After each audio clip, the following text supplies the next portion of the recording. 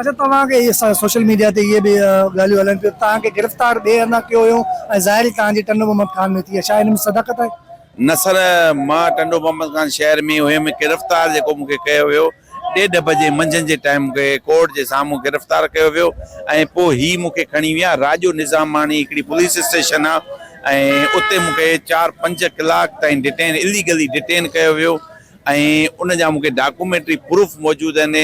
मुंहिंजी गाॾी जी लोकेशन मौजूदु आहे, इन जे करे जो मुंहिंजी गाॾी में ट्रैकर लॻल आहे ऐं उनजी लोकेशन वग़ैरह सभु कुझु मौजूदु आहे मूं वटि ऐं हींअर बि मां प्रोड्यूस करे सघां थो।